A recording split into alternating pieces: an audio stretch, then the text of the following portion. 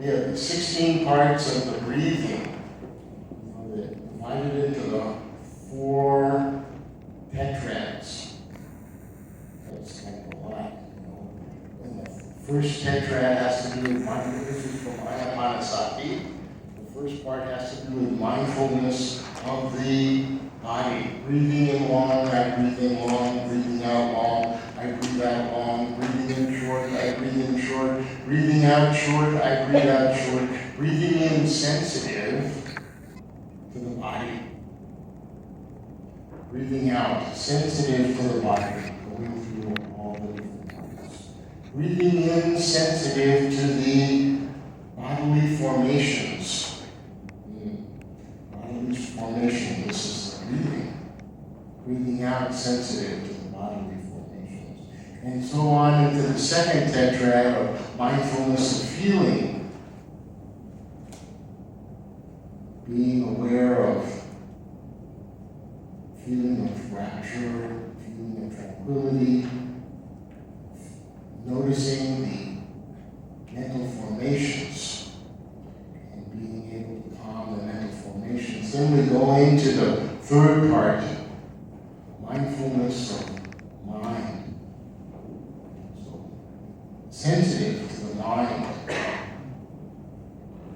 and so forth. Steadying the mind, stabilizing the mind, all of these practices of that in Anapanasati. And then we go to Satipatthana, the other great teaching that the Buddha gave. In Satipatthana, of those 16 parts, 8 pairs of 2. So each one has a wholesome, unwholesome. The first part, checking, the mind is greedy mind, attached, craving mind, I mean, it's the first one, or not so attached, not so greedy. And so this is in Pali the word raga, so this is being sensitive to that greediness of the mind, lusting of the mind, craving, attachment, very subtle sometimes. And then noticing dosa, noticing aversion in the mind. Do I have a lot of aversion, anger, hatred? Or not so much. I think that's the second pair. The third pair is ignorant mind or not so ignorant mind, a wiser mind, moha, ignorance, illusion. This is really the ignorance of the Four Noble Truths that come in here too. This is not like intelligence so much as, do I know the Four Noble Truths? Can I see these Four Noble Truths clearly in my mind and know them? And then, of course, knowing them, do I practice them? Practicing them, do I realize them? These different parts of the antidote to ignorance. So those first 3, as Venerable Xiankuan has told us, the 3 poisons.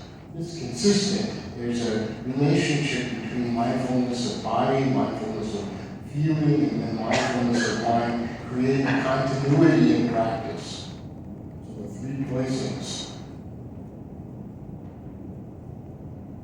Greediness, aversion, and ignorance.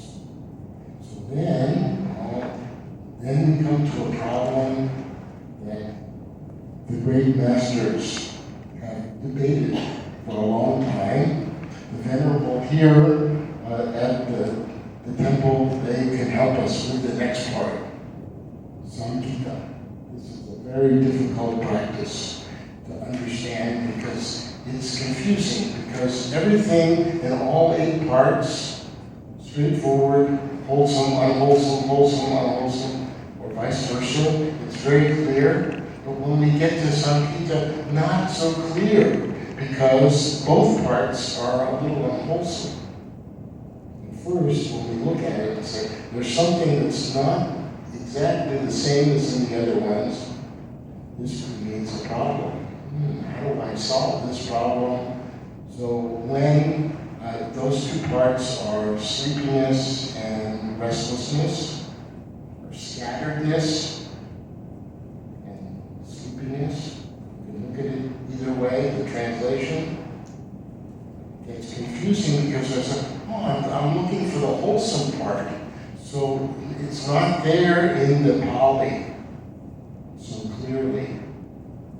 But actually, it is there, but it's hard to find because the original meaning of the word is a picture of a person who has a belt on and they tighten it. Feels good, pulls up my pants. So this kind of tightening means to be collected. So the collectedness is actually the middle waypoint between scattered and sleepy.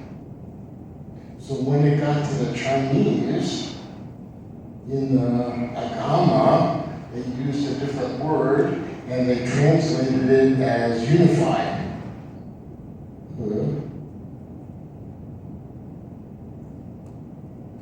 They translated it this way, and so in the Agama, it's very clear. We have one side, the extremes of sleepiness and restlessness, and on the other side, unified, collectedness. This one very important. The next pair,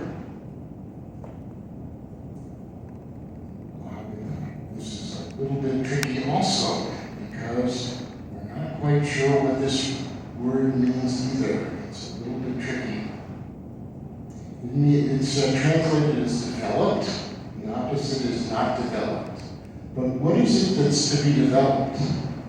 So there's a story in the suttas about this exact problem where there's a carpenter,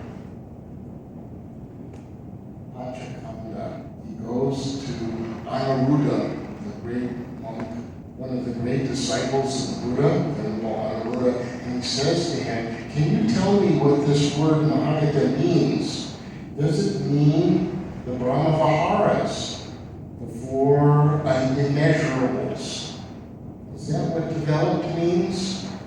And Venerable Anuruddha says, will you tell me what you think? And he explains what he thinks, and Anuruddha listens, and he says, oh, it's very good, very good. Yes, loving kindness should permeate the mind, and also compassion throughout all four quarters of the mind. Altruistic joy also, and equanimity, this is fine. But Mahagata is a little bit different, he says. Mahagata means whole practice, all the way up, almost to the concentrated mind. Almost to that point. So the person is practicing, and they see themselves, have they reached that point where they have entered into the higher states of concentration, almost there? Have they been practicing, developing that or not? Then the next one, Anuttara, also a little difficult to understand, means, have I found my path? Do I know that I'm going to enter onto the path of being a stream enterer, or I've really begun to really practice well? Then to the next stage, and the next stage, and all the way to Arahat. Do I practice this way, or am I lost on the path? The next, is my mind concentrated? Can I focus into the higher stages of concentration? Be able to allow the jhana factors of the mind being very, very active to dissolve. And not attaching even to joyfulness, not attaching to the tranquility, not attaching to any of this, to be able to progress through all of the 8 or 9 stages of concentration to the mind being liberated. So these are the 8 pairs. So we learn that we become aware of these practices. practices and we check in the mind very gently, without judgment, without being critical. We just inspire ourselves like a good coach who says, oh, you're beginning to really make some progress here. Keep going, keep going. Don't get stuck.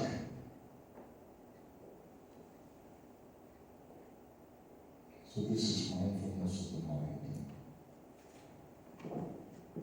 Much better without the slides.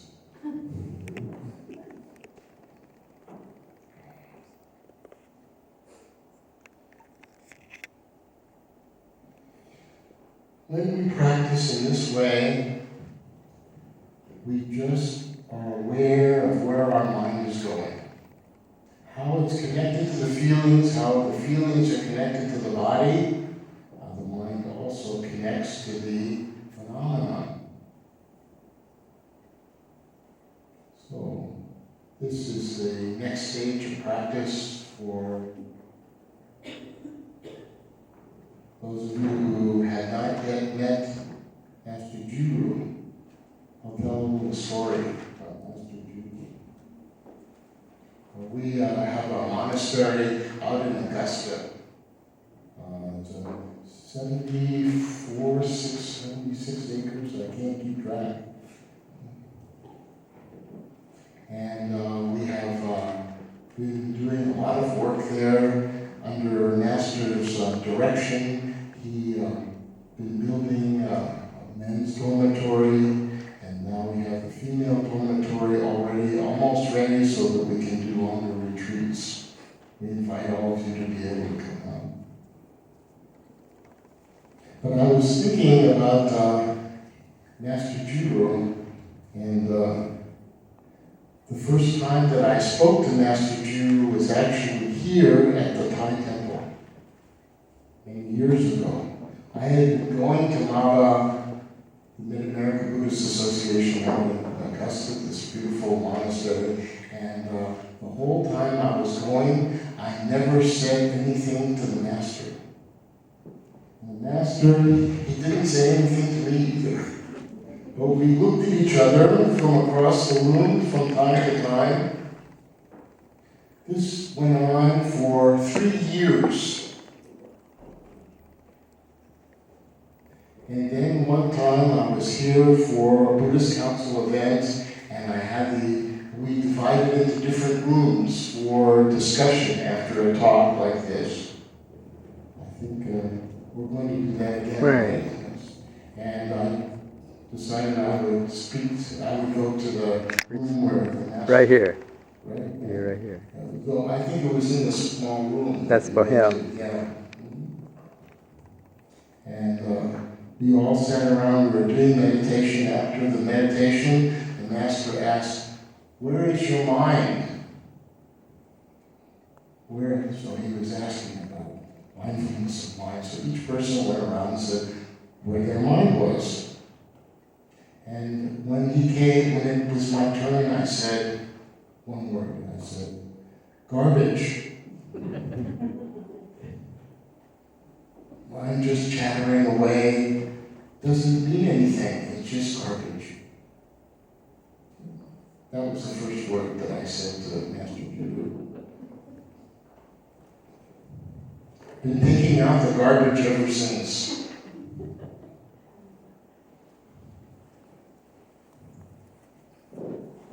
So I hope that for all of us, we have that opportunity to clarify our mind, to be able to understand the four foundations. The practice of mindfulness of the body is so important. Wonderful that Gage gave us some basics to build upon, so that when we practice each day mindfulness of the body, paying close attention. If it's okay, I just want to say one more thing about mindfulness of the body. I have a few minutes. So there's people who know me know I'm very interested in science, and there's something about research that I will share with you a little something about this. And that is that when mindfulness of the body was originally practiced by the Buddha. He had us practice mindfulness of the outside of the body and inside of the body, and this was done in 32 parts, correctly stated.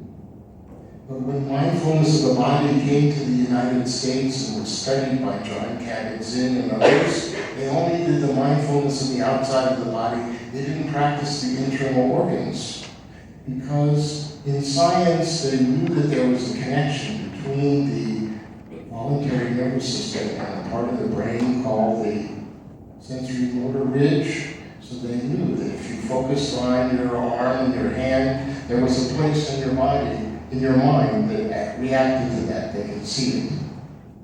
But they didn't have any understanding of the internal organs, so they didn't practice that.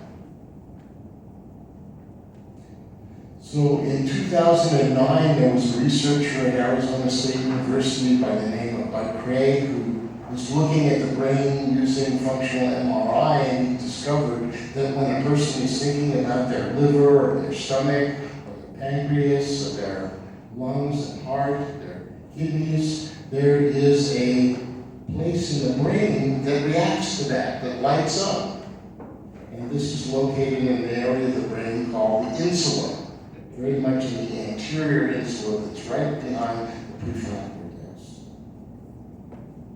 How about that? So when you practice the internal organs, it's not like your brain is not responding, it's reacting.